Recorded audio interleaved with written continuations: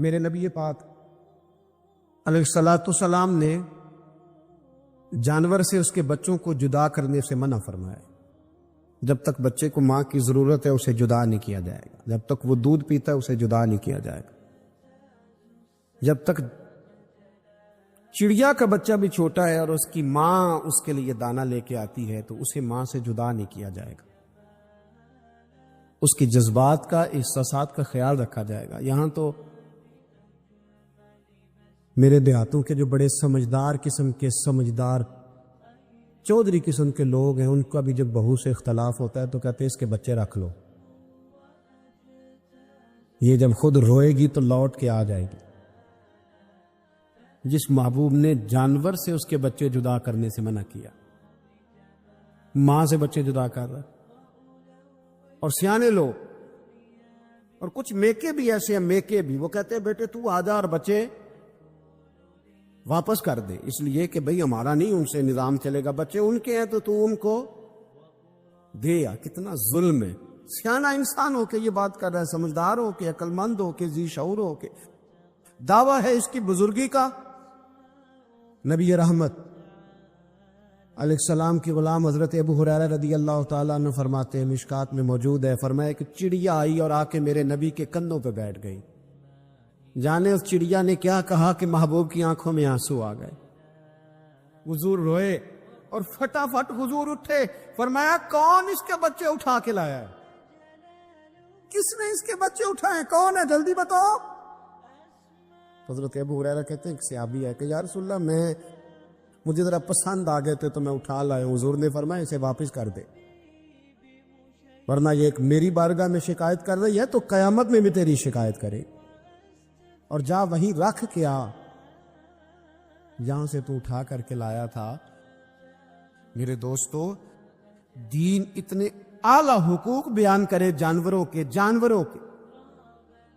اور انسان اس سے آگے بڑھ کے انسانوں کے ساتھ سلوک کرے۔ اور یہ بھی یاد رکھ لے کہ شکار ضرورت کے لیے کھیلنا جائز ہے، شوق کے لیے کھیلنا جائز نہیں ہے۔ آپ شوق کے لیے جانور مار کے گھر آ گئے، شوق کے لیے جانور مارا اور گھر آ گئے۔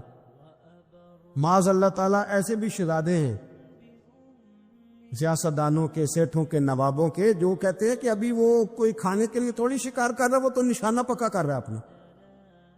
معاذ اللہ نشانہ سمجھ کے جانور کو مارا جائے گا۔ اور یہاں تک باتیں سننے میں ملتی ہیں کہ جانور باندھا جاتا ہے، اس پہ نشانہ کیا جاتا ہے۔ رسول پاک علیہ السلام نے لعنت فرمائی ایسے شخص پر جو بندھے جانور پر نشانہ لگاتا ہے۔ یہ ہمارے شوق ہیں، یہ بڑائی کی علامت ہے۔ چار پیسے آیا تو لوگوں نے یہ شوق پال لیے، اور بے دریغ جانوروں پر لوگ بندوقیں اٹھائے گھومتے ہیں۔ حضرت محی الدین ابن عربی کہا کرتے تھے جس کو پورا ہفتہ ہو گیا نا، وہ طریقت کا مسافر بھی۔ جاگ رہے ہیں آپ حضرات؟ کہتے تھے جس کو پورا ہفتہ ہو گیا نا طریقت کا مسافر بھی ہے، پر اللہ رسول کی یاد میں رویا نہیں۔ فرماتے تھے مجھے تو اس کے ایمان پر شک ہونے لگ گئے کہ 8 دن ہو گئے اسے خیال ہی نہیں آیا۔ حضرت عمر میدان میں جس شخص کے کبھی پاؤں نہیں لڑکھڑائے، اللہ رسول کی بات آتی تھی تو دریا بہتے تھے آنسو۔ یہاں حال ہی کوئی نہیں، خشک جملے اور جناب موٹے موٹے تراشے ہوئے فکرے اور لفظوں کی ہیرا پھیری، اس کے علاوہ کوئی چیز نظر ہی نہیں آتی۔ حضرت عمر رونے لگے، آخری وقت ہے، تڑپ رہے ہیں، آنسو بہ رہے۔ حضرت عبداللہ ابن مسعود آ گئے، انہوں نے کہا عمر تیری ہجرت بھی بڑی باکمال تھی، تیرا اسلام قبول کرنا بھی بڑا ہی باکمال تھا، حضور بھی تجھ سے ہمیشہ راضی رہے۔ عمر تو روتا کیوں ہے یار؟ بات تو یہ ہے کہ جب تو نے خلافت سنبھالی تو پھر تیرے طریقے بھی باکمال ہی تھے، اور جب تو میدان میں اترتا تو پھر بھی تیرے معاملات باکمال تھے، اور جب تو مال غنیمت بانٹتا تھا پھر بھی تو باکمال۔ یار ہر موقع پہ تو باکمال تھا تو جاتے تو پھر روتا کیوں ہے؟ ان کا استغفار دیکھو، ان کی توبہ دیکھو۔ حضرت عمر پھر رو پڑے، کہنے لگے عبداللہ لوگوں کو میری نیکیوں کا پتہ ہے، گناہوں کا تو نہیں نا پتہ۔ وہ تو میں جانتا ہوں یا میرا مالک جانتا ہے نا، نیکیاں تو سب کے سامنے، پر من عالم کے من دانم جو اندر چھپے ہوئے گناہوں کے ڈھیر ہیں وہ تو میں جانتا ہوں۔ تو نے میرے کلمہ پڑھنے سے لے کر میری حکومت تک میری ساری نیکیاں گنوائی ہیں، اب دعا کر میرے لیے کہ رب میری نیکیاں اور بدیاں برابر برابر کر دے، مجھے درجہ نہیں چاہیے، بس اللہ مجھے معاف کر دے۔ درجوں کی ضرورت نہیں ہے، یہاں تو لوگ درجات لے کے بیٹھے۔ حافظ کہتا ہے کہ میں جتنے آیتیں ہوں گی اتنے میرے درجے بلند ہوں گے، پہلے درجوں والا کام تو کوئی کرما۔ مولانا کہتے ہیں کہ نور کے ممبر پہ بیٹھوں گا، بھائی پہلے بتا نور کے ممبر کی طرف تیرا سفر بھی جاری ہے کہ نہیں؟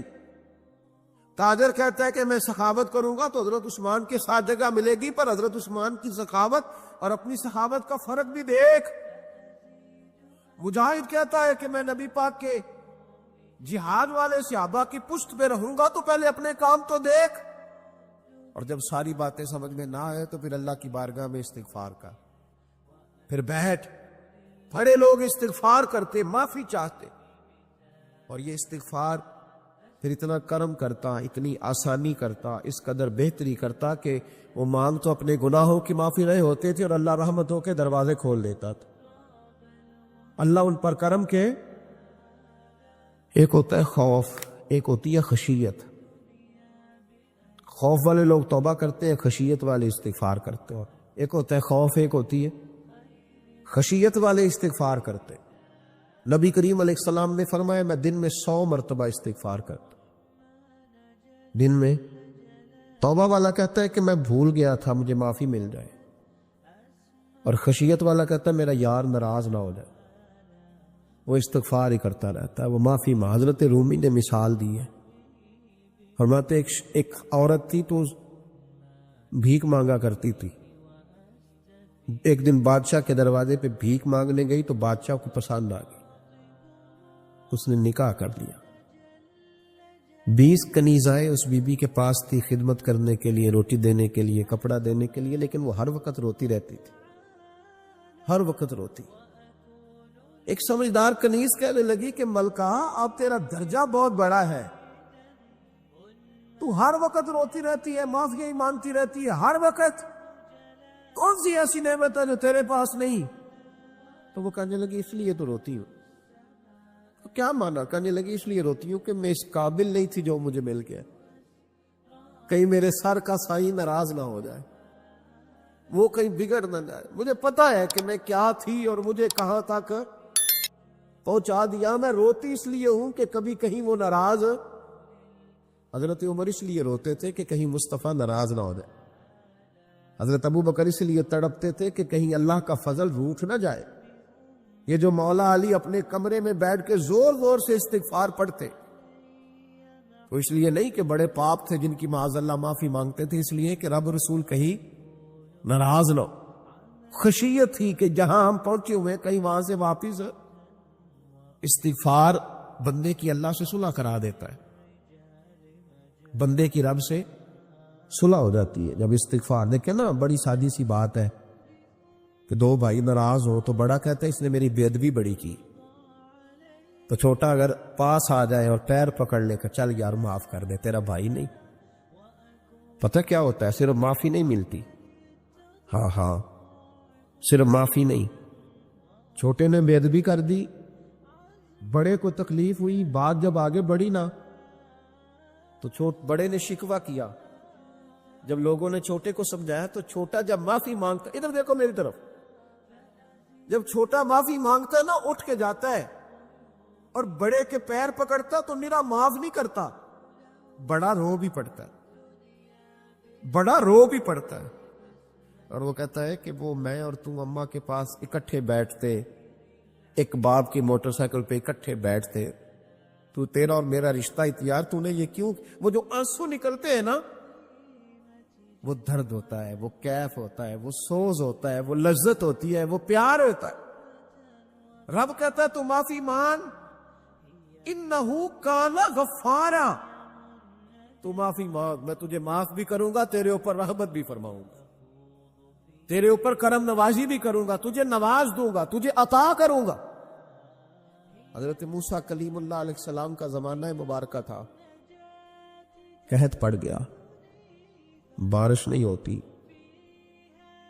ہم لوگ نا اب تو خیر ہمارے پاکستان میں تو ٹیبل ٹاک ہوتی ہے، ٹاک شو ہوتے ہیں ہمارے یہاں، تو پتہ کیا جاتا ہے کہ بارش ہو کیوں نہیں رہی، پر اس پہ یہ ہوتا ہے کہ دھواں بڑا چڑھ گیا ہے، حالات بڑے خراب ہے، فلاں ایسے ہو گیا قحط کا۔ ہم تو اسباب تلاش کرتے رہتے ہیں نا جی، فوگ بہت زیادہ ہے، فلاں چیز ایسے ہے، فلاں چیز ایسے، ہم تو یہ تلاش کرتے رہتے۔ وہ لوگ یوں نہیں کرتے تھے، وہ سیدھے جا کے مصلوں پہ بیٹھتے تھے، اس لیے کہ وہ کہتے تھے جب رب چاہتا ہے تو پھر کوئی چیز کسی چیز کو روک سکتی، وہ سیدھے مصلے پہ بیٹھتے۔ اعلیٰ حضرت فاضل بریلوی رحمۃ اللہ علیہ کے پاس ایک مولانا محمد حسین آئے، وہ فلکیات کے بڑے ماہر تھے، تو اعلیٰ حضرت نے فرمایا ذرا ستاروں کا حساب لگا کے دکھاؤ بارش کب ہوگی۔ کہنے لگا پورا مہینہ تو نہیں ہوگی۔ تو اعلیٰ حضرت رحمۃ اللہ علیہ فرمانے لگے کہو کہ میرا علم کہتا ہے مہینہ نہیں ہوگی، اللہ چاہے تو ابھی ہو سکتی ہے۔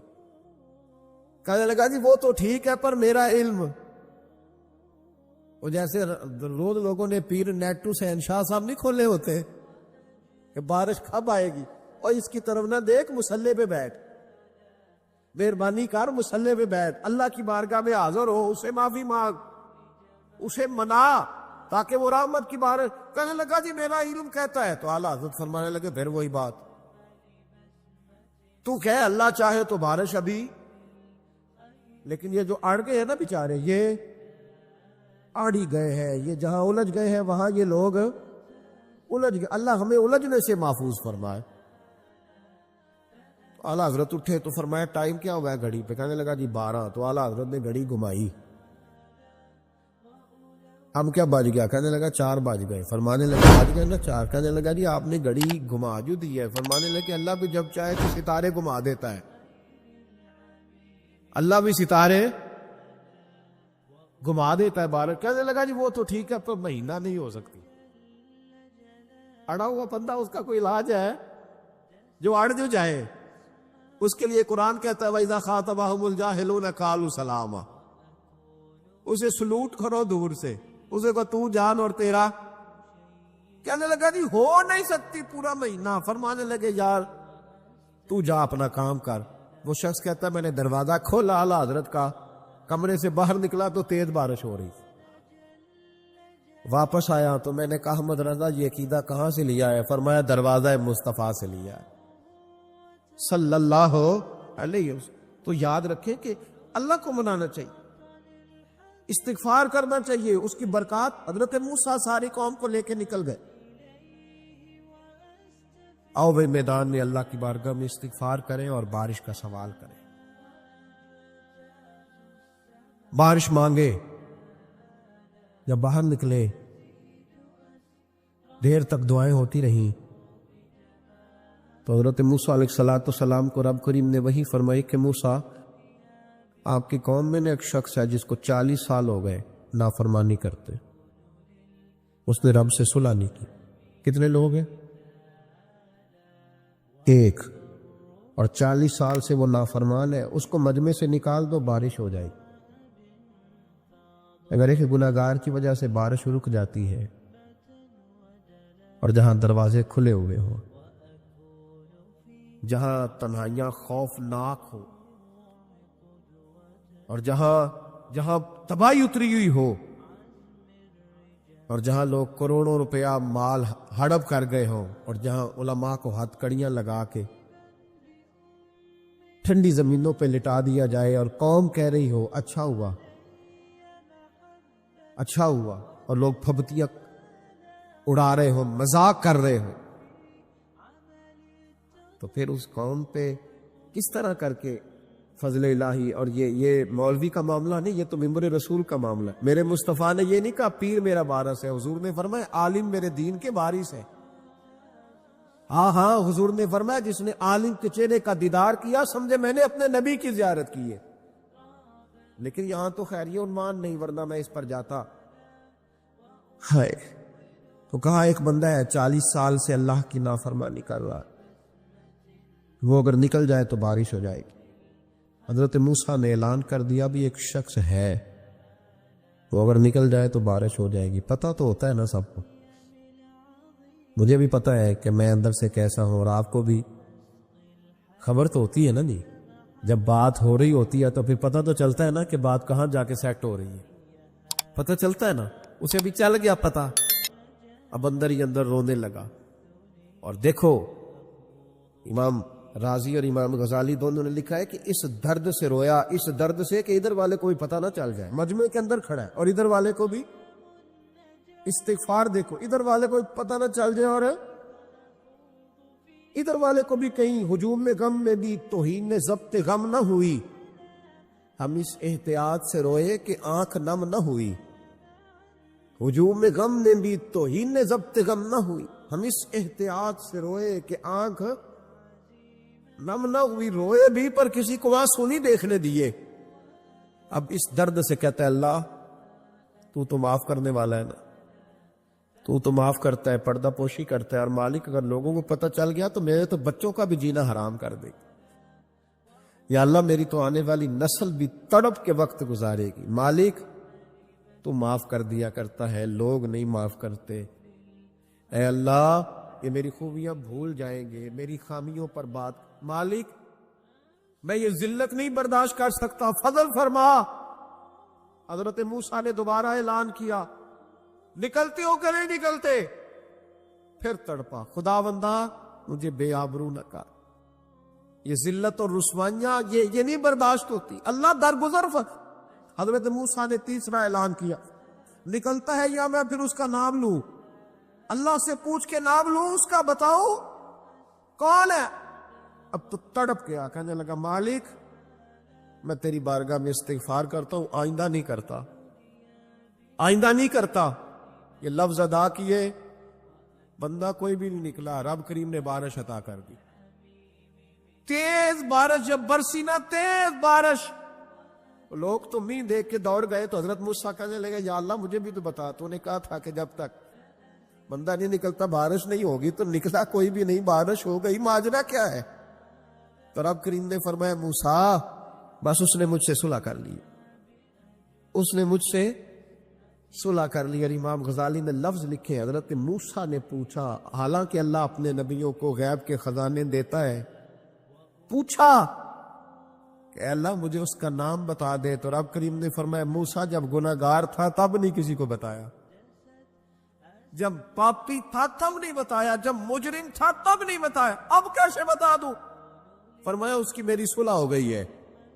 اور فرمایا جو بارش نہیں نہ ہو رہی تھی وہ بھی اس کی وجہ سے نہیں ہو رہی تھی، اب جو ہوئی ہے نا تو یہ بھی اسی کی وجہ سے ہوئی ہے. یہ بارش اب جو ہوئی ہے تو یہ بھی اس گناہگار کے سبب سے. اپنی راتیں اللہ کے ساتھ گزارے، مصلی پہ بیٹھے. میرے صاحب رحمۃ اللہ علیہ سے جب کو کہتا نا کہ بڑا پریشان ہوں تو کچھ بتائیں، تو فرماتے آج رات مصلی پہ بیٹھ کے اپنے رب سے بات کرنا، میں بھی بات کروں گا. بندوں کو دکھ بتانے سے عزت میں کمی آتی ہے، اور اگر اللہ کو بندہ اپنے دکھ بتائے تو اللہ عزتیں بڑھا دیتا ہے. ترمذی شریف کی حدیث ہے، نبی پاک علیہ السلام نے فرمایا اگر تو دنیا داروں کو دکھ بتائے گا تو اللہ تجھے غنی نہیں کرے گا، اور اگر تو اپنے رب کو بتائے گا تو اللہ بڑی جلدی تجھے دنیا سے بے نیاز کر دے. تجھے لوگوں کی ضرورت نہیں رہے گی. استغفار کرے، کثرت سے کرے، ذوق سے کرے، مصلی آباد رکھے. ہر شے دیکھو نا، جس طرح کھانے کی میز آباد رہتی ہے، بستر آباد رہتا ہے، ہمارے دیگر معاملات، اگر مصلی نہ آباد رہے تو روح بے چین رہتی، طبیعت بے قرار رہتی. انسان، میں نے دیکھا ہے بڑے بڑے سمجھدار لوگ پاگلوں جیسی زندگی گزار رہے ہیں، بولتے جا رہے ہیں، بولتے جا رہے ہیں، بولتے جا رہے ہیں. ایسے کسی کو کوئی خبر کہ 6 فون اٹھائے ہوئے ہیں، ایسے جیسے ڈسٹرب ہو گئے مینٹلی طور پر. وجہ کیا ہے کہ ان سے جان نہیں چھڑاتے. کبھی سارے موبائل بند کر کے نا، سارے بچے ہر چیز سائیڈ پہ کر کے مصلی پہ بھی آنا چاہیے. اور مالک تو بڑا ہی قریب ہے، اللہ تو بڑے کنز المال کی حدیث سنا کے بعد سمیٹتا ہوں. نبی پاک صلی اللہ تعالی وسلم فرماتے ایک شخص تھا بنی اسرائیل میں، بڑا مالدار تھا، تو پھر اس پہ غربت آ گئی. جب غربت آئی تو رو پڑا، کہنے لگا اے اللہ میں غریب ہو گیا ہوں، میری مدد فرما، میں نے بڑی نافرمانی کی ہے تیری. مالدار جب تھا تو بڑی موج کو، یا اللہ میں نے بڑی اب نہیں کروں گا، مجھے اس غربت سے نکال. تو اللہ نے فرشتوں سے کہا کہ دے دو جو مانگتا ہے. تو فرشتے کہنے لگے یا اللہ یہ توبہ کر کے نہیں آیا، ڈر کے نہیں آیا، یہ تو الجھ گیا تب آیا ہے. یہ تجھ سے ڈر کے ہوتا ہے نا ایسے کہ لوگ اللہ سے نہیں ڈرتے جتنا غربتوں سے معاذ اللہ ڈرتے. یا اللہ یہ تو وہ الجھ گیا تب آیا, تو اللہ نے فرمایا پتہ مجھے بھی ہے, لیکن آ تو گیا ہے نا, چلو دے دو. تو کہا یا اللہ اگر دے دیا تو دوبارہ نہیں آئے گا. فرمایا اس کا بھی مجھے پتا ہے, تم دے دو. اسے دے دیا. جب دولت مل گئی نا تو کہنے لگا اوہو وہ تو میں نے اس طریقہ سے ہی استعمال کیا اس لیے کامیاب ہو گیا. پھر کچھ وقت گزرا تو پھر الجھ گیا, پھر قرضے چڑھ گئے, پھر سارے اولاد کہنے لگا یا اللہ اب نہیں کرتا, اب معاف کر دے. 70 دفعہ توبہ کی اور 70 دفعہ توڑی. حبیب کریم فرماتے ایک دن بستر پہ تھا, آسانی تھی, 70 دفعہ فرشتوں نے کہا یا اللہ یہ جھوٹا ہے, جھوٹ بولتا ہے, یہ تو غربت رہی ہے تو تیری بارگاہ میں آیا ورنہ کبھی نہ آتا, بیمار ہوا ہے تو آیا, اس کا تو بچہ بیمار ہوا ہے تو آیا ورنہ کبھی نہ آتا. 70 دفعہ توبہ توڑی. ایک دن رات کو بستر پہ لیٹا تھا, دولتیں بھی تھی, آسانیاں بھی تھی, دل میں خیال آیا میں کتنا جھوٹا ہوں, جب الجھ جاتا ہوں تو اس کے دروازے پہ جاتا ہوں اور وہ کتنا قریب ہے, مجھے خالی نہیں لوٹاتا. تڑپ اٹھا, آنسو نکل گئے, اٹھ کے مصلے پہ کھڑا ہوا تو رب کریم نے فرشتوں سے فرمایا کھول کے دیکھو دروازے, آج یہ غربت کی وجہ سے نہیں آیا, آج میرا بن کے آیا ہے. تو یا اللہ پہلے تو دولت دیتا تھا, آج کیا دے گا؟ تو محبوب فرماتے اللہ فرماتے ہم نے اسے بغیر حساب کتاب جنت عطا کرو گا. ایک حدیث نہ پڑھ دو مسلم شریف سے, بخاری سے ایک حدیث نہ پڑھ لو تاکہ یہ بات مضبوط ہو جائے. حضرت ابو طلحہ رضی اللہ تعالی, بیٹا شدید بیمار, مزدور آدمی تھے, کئی دنوں سے گھر تھے. بیوی کہنے لگی اگر آپ گھر میں بیٹھے رہیں گے تو کھائیں گے کہاں سے, جاؤ آپ مزدوری کرو, میں بیٹے کو دیکھتی ہوں. ابو طلحہ مزدوری کرنے چلے گئے. شام کو آئے تو بیٹا فوت ہو چکا تھا. عورتیں بے حوصلہ ہوتی ہے نا اکثر, پر بیوی نے سفید کپڑا ڈال کے کمرے میں رکھ دیا. بیٹا, ماں اور بیٹا کو ناپ تکتا ہے رشتہ, بیٹے میں سفید چادر ڈال کے کمرے میں رکھ دیا. حضرت ابو طلحہ انصاری آئے, بیٹے کا کیا حال ہے؟ کہنے لگی اللہ کی رحمت میں ہے. اللہ کی کیسا جملہ ہے, اللہ کی رحمت میں ہے. خامد نے کھانا کھایا, بیوی سے ملنے کو دل کیا تو ملاقات ہو, فارغ ہو کے بیٹھے تو خاتون اٹھ کے نہ خامد کے قریب گئی, اس کا ہاتھ تھاما, کہنے لگی نبی کریم علیہ السلام کے صحابی ہو, ایک مسئلہ دریافت کرنا تھا, بتاؤ گے؟ کہ پوچھو. کہنے لگی اگر کوئی آپ کے پاس امانت رکھوائے اور پھر اپنی امانت واپس مانگے تو کیا کرو گے؟ حضرت ابو طلحہ کہنے لگے پوچھنے والی کیا بات ہے, جس کی امانت ہے واپس کر دیں گے. اب زوجہ روئی, اب صبر والی بی بی روئی, اب ماں روئی, آنسو ٹپکے, آنچل سے پوچھ کے کہنے لگی ابو طلحہ وہ بیٹا بھی اللہ کی امانت تھا اور رب اپنی امانت لے گیا ہے, اٹھو غسل کفن کا بندوبست کرو. حضرت ابو طلحہ اٹھے, ہامتے کامتے ہاتھوں سے غسل کفن دیا, مسجد نبوی میں پہنچے, محبوب کی بارگاہ میں عرض کیا تو رسول کریم فرمانے لگے تیرے اور تیری بیوی کے عمل سے اللہ بھی بڑا راضی ہے, اللہ کے رسول بھی بڑے راضی, اور اللہ تجھے برکت عطا کرے گا. صحابہ کہتے ہیں پھر اللہ نے انہیں 9 بیٹے عطا فرمائے. پھر اللہ نے انہیں اللہ کی رضا پہ راضی رہنا سیکھو, اللہ کے قریب چلے جاؤ گے, اللہ کی رضا پہ. حضرت سفیان ثوری دعا مانگ رہے تھے یا اللہ راضی ہو جا, یا اللہ راضی ہو جا, یا اللہ راضی ہو جا, دعا مانگ رہے تھے. بی بی رابعہ بصری پردے کے پیچھے بیٹھی تھی, جب دعا لمبی ہو گئی تو کہنے لگی سفیان بس کر, کوئی اگلا لفظ بھی بول, بس کر. آپ فرمانے لگے تجھے کیا ہوا؟ تو کہنے لگی تو کب سے کہہ رہا یا اللہ راضی ہو جا, یا اللہ راضی ہو جا, پہلے اپنے دل پہ ہاتھ رکھ کے بتا تو اللہ سے راضی ہے؟ تو راضی ہے اللہ سے؟ تو روز نہیں کہتا پیسے نہیں ہے میرے پاس مجھے دے, تو روز نہیں کہتا یا اللہ فلانی چیز کوئی نہیں دے, اے اللہ فلاں کو دے دیا مجھے کیوں نہیں دیتا معاذ اللہ، تو روز شکوے نہیں کرتا؟ فرمایا پہلے تو راضی ہو جا۔ ترمذی شریف کی حدیث ہے، میرے نبی کریم علیہ السلام نے فرمایا تم اللہ کے دیے ہوئے تھوڑے رزق پہ راضی ہو جاؤ، اللہ تمہاری تھوڑی عبادت سے راضی ہو جائے۔ دیکھیں نا امام حسین کا آخری جملہ کیا ہے میدان کربلا، آخری جملہ کیا ہے؟ میں 5000 مسجد دے کے کہتا ہوں دیا نہیں میں نے، اللہ بڑا راضی ہے مجھ سے، 5 نمازیں پوری نہیں پڑھتا۔ امام علی مقام نے نا دل، کلیجہ، جان، اولاد، ہر چیز نکال کے رکھ دی، تو آخری جملہ یہ تھا اے اللہ بتا تو حسین سے راضی ہے کہ ناراض ہے؟ اللہ تو راضی ہے کہ ناراض ہے؟ بھائی پہلی بات رحمت الہی، دوسرا اللہ کی رضا پہ، یعنی عجیب بات ہے نا، جب اللہ کروڑوں دے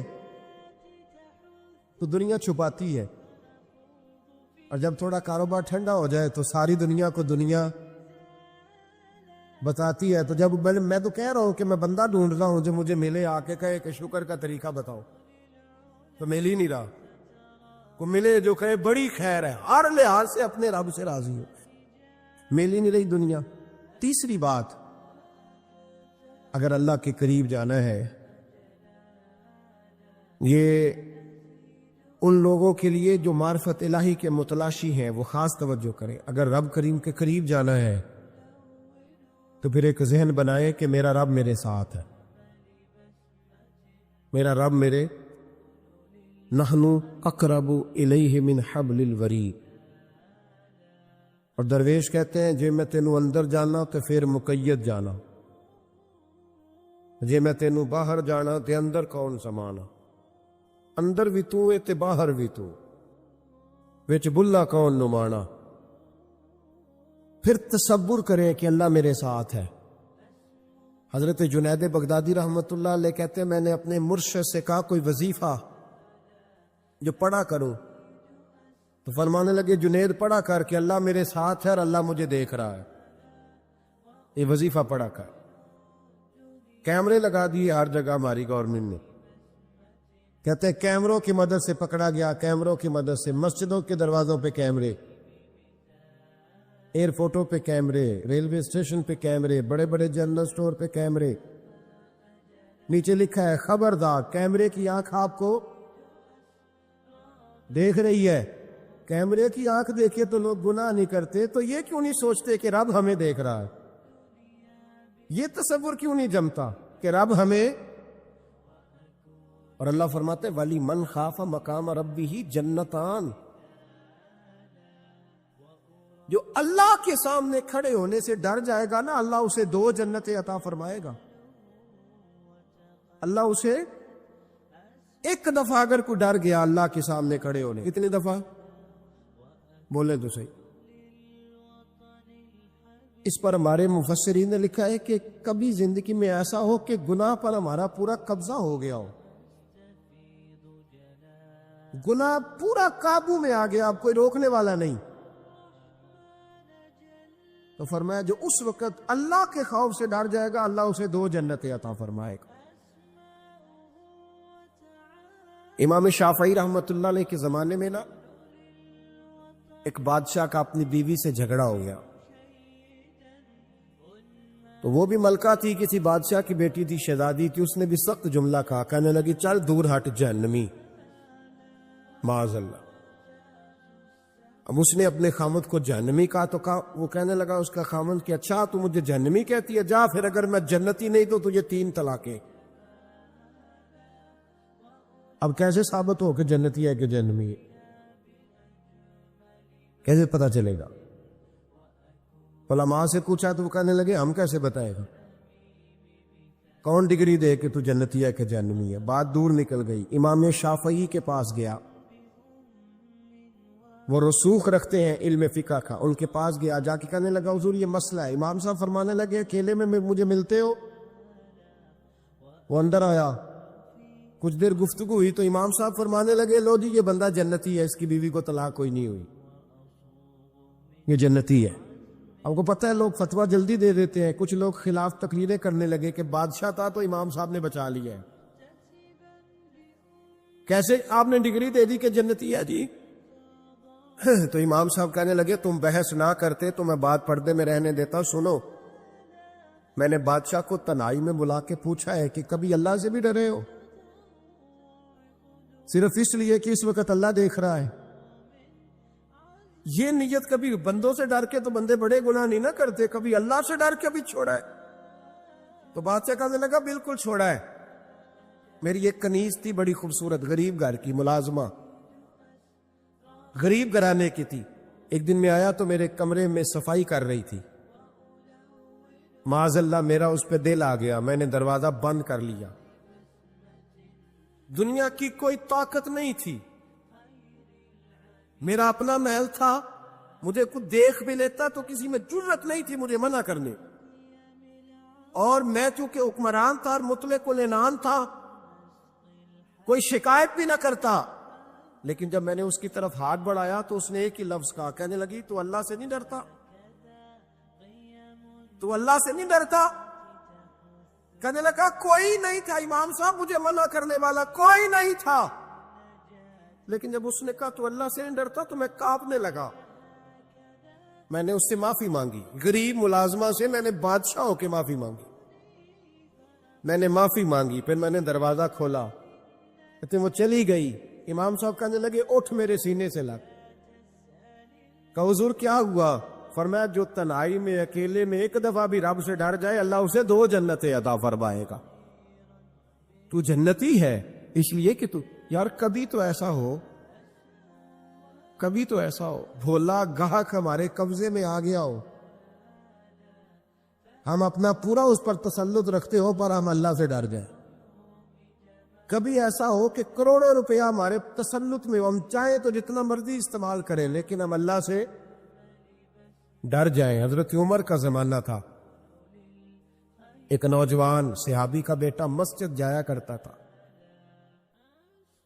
بڑا نیک تھا. ایک عورت اس کو اپنی طرف بلانے لگی، لبھانے لگی. نوجوان تھا، ایک دن دل آ ہی گیا بی بی پہ. عشاء کی نماز پڑھ کے اس کے گھر کی طرف جا رہا تھا کہ کسی قاری صاحب نے آیت پڑھ دی، ولی من خاف مقام ربہ جنتان، جو اللہ کے سامنے کھڑے ہونے سے ڈرے گا رب 2 جنتیں عطا کرے. یہ آیت کیا سنی کہ نوجوان بے ہوش ہو کے گرا. کسی نے باپ کو خبر دی کہ تیرا بیٹا بے ہوش ہے. باپ گھر لائے، بالوں میں ہاتھ پھیرا، بیٹے کیا ہوا؟ اس نے آنکھیں کھول کے کہا ابا جی میں نے گناہ کیا نہیں، لیکن میرا قبضہ پورا ہو گیا تھا گناہ پہ. وہ بالکل راضی تھی، میں چاہتا تو میں گناہ کر لیتا لیکن میں اللہ سے ڈر گیا. کیا واقعی رب مجھے 2 جنتیں دے گا؟ تو باپ نے ماتھا چوما، کا بیٹا اللہ کے وعدے بڑے ہی سچے ہیں، بڑے سچے ہیں. تو یہ تصور کر کے اللہ مجھے دیکھ رہا ہے، پھر ڈر جا، واقعی 2 جنتیں دے گا. اس نوجوان نے چیخ ماری اور روح ہی پرواز کر. رات کو جنازہ پڑا، دفن کر دیا. صبح حضرت عمر آئے، فرمایا اتنا نیک نوجوان تھا تو مجھے کیوں نہیں بتایا؟ میں اس کے غسل میں شریک ہوتا، کفن میں شریک ہوتا، میں جنازہ پڑھاتا. حضور بس رات دیر ہو گئی، دفن کر دیا. امام سیوطی نے لکھا، ابن کثیر نے لکھا، ابن عساکر نے لکھا. حضرت جناب عمر فاروق فرمانے لگے مجھے بتاؤ تو صحیح اس کی قبر کہاں ہے؟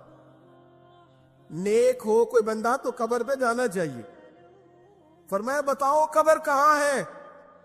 حضرت عمر کو قبر پہ لے گئے تو سیدنا فاروق اعظم قبر پر کھڑے ہو کے فرمانے لگے نوجوان مجھے امید ہے اللہ نے تجھے 2 جنتیں دی ہوں گی. حضرت عمر کہتے ہیں مجھے اللہ کی قسم قبر کے اندر سے بول پڑا، کامے پیرونا دے باہو قبر جنا دی جیوے. قبر کے اندر سے بول پڑا، کہنے لگا عمر امید والی بات نہیں، میرے رب کے وعدے بڑے سچے ہیں، اس نے واقعی مجھے 2 جنتیں عطا فرمائی، اس نے واقعی 2 جنتیں دی ہیں. کبھی کوئی کام تو ایسا ہو جو صرف اللہ سے ڈر کے چھوڑا جائے، پھر اس کا قرب پانا آسان ہو جائے گا۔ اللہ سمجھنے کی توفیق عطا فرمائے۔